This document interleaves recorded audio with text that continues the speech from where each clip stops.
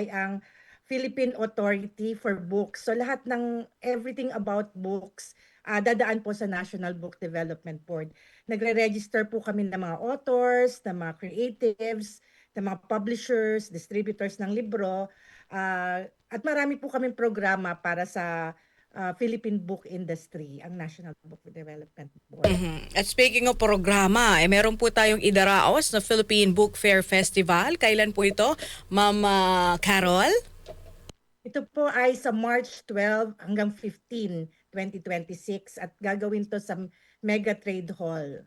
Yung 3 halls po doon. Opo, Mega Trade Hall ay nasa SM Mega Mall sa Mandaluyong. Tama po, ma'am? Opo. Tama po. Ano po ang mga ganap? Ano po yung mga programs po and itinerary kung pupunta po dyan yung ating mga kababayan? Yes po. Siyempre, this is a book fair. Marami pong mga libro. At ang karamihan sa mga libro na to ay gawa ng mga Pilipino or inilathala ng mga Philippine publishers. So yun po yung makikita nila dito. Marami rin po kaming events katulad ng mga sessions, mga panel sessions, ng mga national artist natin, marami po pupunta dyan. Marami rin po tayong book signing, book launching, at may mga storytelling sessions tayo para sa mga kabataan, at may mga school tours ang mga bata, schools, workshops. Marami po kami creative workshops. Meron din pong mga exhibits na mga illustrators natin. Ito po ba, ma'am, ay libre po? Open po para po sa lahat? Yes, ito po ay libre, open para sa lahat mula March 12 hanggang 15 nga po. Pero hindi lang po ito para sa mga bata. Meron din po bang mga books for adult po? Yung halimbawa po ay about politics, etc. Lahat ng libro ay makikita nyo dito. Meron po kaming 4 na realms. So meron kaming Kidlit, yun po ay para sa mga bata. Meron po kaming Booktopia, ito po ay para sa trade books and fiction and non-fiction. So medyo adults po ang target market dito. Meron kaming Aral Aklat, mga educational materials, educational resources, at meron din po kaming comics. So nagiging popular na ang comics ngayong mga panahon na to, at marami, all of our comics artists will be there. Anong kaibahan po, Ma'am Carol, ng ating book fair ngayong taon kumpara nung mga nakalipas na taon po? Base po sa team, ngayon po ay medyo forest team po yung ano natin, ang kaibahan. Iba-iba rin po syempre yung magiging mga sessions. Pero tutulong pa rin po tayo sa DepEd. Kasi po ang book festival, ang isa sa mga aims niya ay tulungan ng DepEd na maghanap ng mga libro para sa mga public school libraries and library hubs. So marami pong scopers galing sa DepEd ang pupunta sa Philippine Book Festival. Opo. Ang NBDB po ba ang nag-approve din po ng mga textbook sa mga estudyante sa public schools? Hindi po. DepEd po ito sa ngayon. Okay. Opo. Kasi may itatanong sana ako, ma'am, pero tinutulungan po namin ang DepEd kasi kailangan po registered ang mga publishers at authors sa NBDB bago makasali sa bidding nila or procurement nila. Opo. Ma'am Carol, paano po nakakatulong itong ating book fair o yung book festival para po mapalakas ang kultura ng pagbabasa, especially po sa mga kabataan? Tama po. Unang-una, since ang mga binebenta na libro o pinopromote na libro sa Philippine Book Festival ay gawa ng mga Filipino, so makikita natin yung ating identity dito sa mga libro na to versus kung ang binabasa natin ay mga foreign published books, di ba po? So isa yon. At tinutulungan din natin na ma-feature ang ating mga authors at mga illustrators dito sa sila yung bida, kumbaga, sa Philippine Book Festival, mga kapwa Pilipino natin. Opo. Kumbaga yung Philippine setting, ma'am, no? Opo.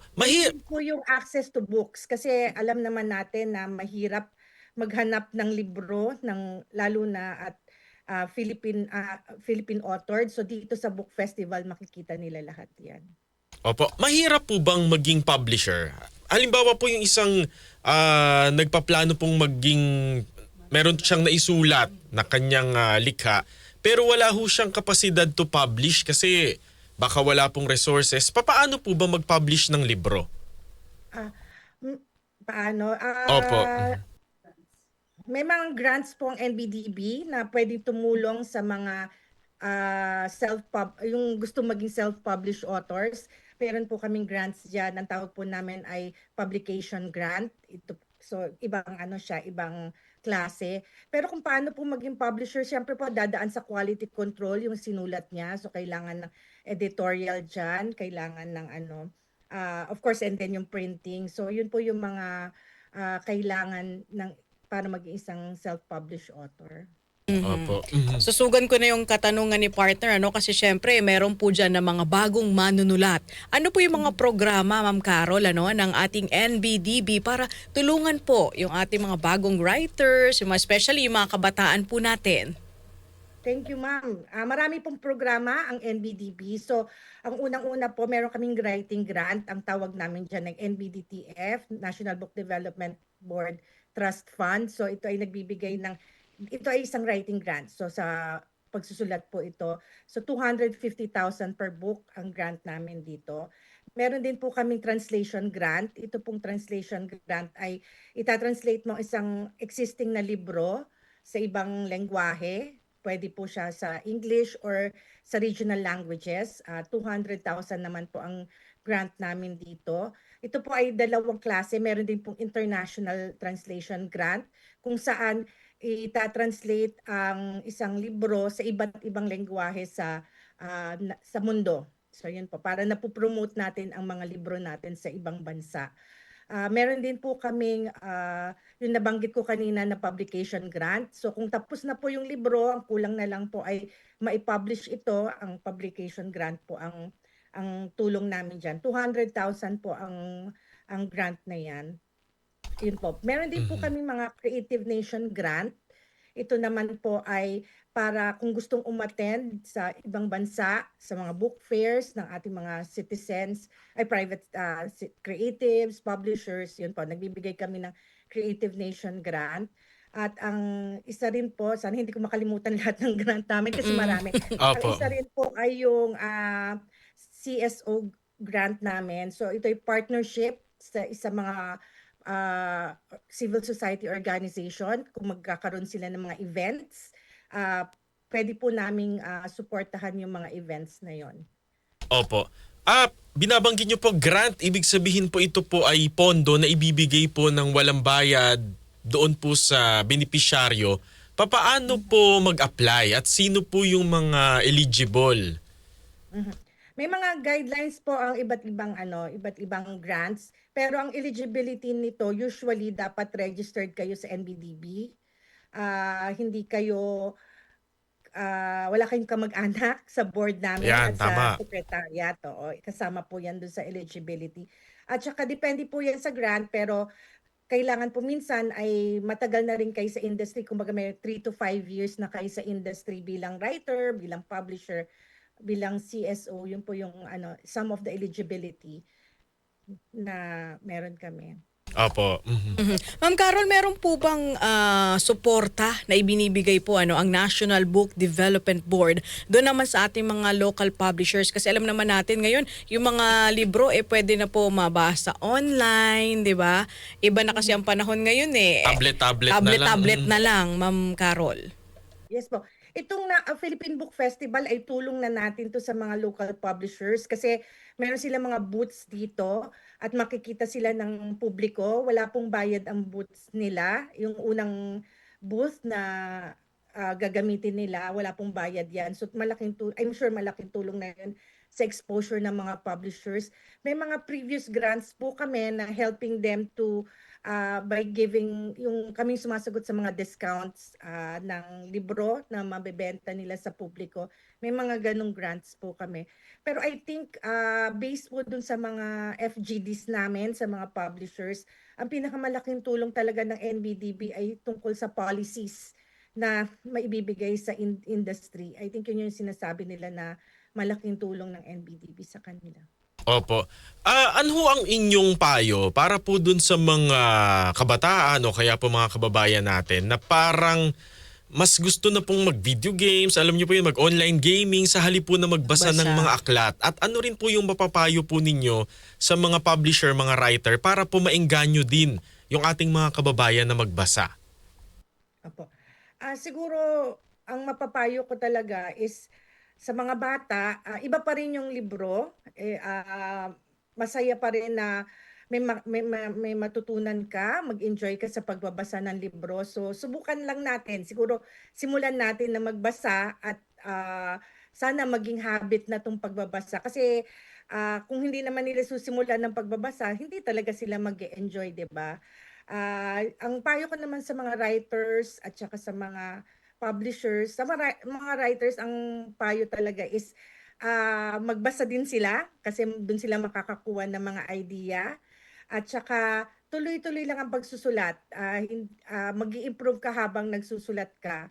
Yun yung mapapayo ko. Ang sabi nila sa mga writers daw, write something every day. So yun yung payo ko sa kanila. Tuloy-tuloy na pagbabasa at pagsusulat. Mhm. Siguro Ma'am Carol, sa ating mga kabataan, sa ating sa mga magulang muna, siguro mas maganda at early age bigyan na ng libro, aklat yung mga anak. Na sa ganun kasi habang bata pa lang, turuan na Matrain magbasa, ba? 'di ba? Matrain na. Kaysa yung pagtanda na parang mahihirapan na sila, 'di ba? Tama po. Bumili ng libro. Yan. Kasi pag napapaligiran ka ng libro, mas maiinggahan nyo kang magbasa. Magbasa. Opo. Oo. May question lang po, phone-in question. Meron daw ho bang big personality na inimbita this year na pwedeng abangan? Ay, marami po. Pero hindi ko pa pwedeng sabihin. Noong mga past few years, marami pong mga big personalities sa mga TV stations ang pumunta sa amin, ang bumisita sa amin. Ayun, Yan. opo. Nila yun. Isa yun sa mga abangan nila sa PBF.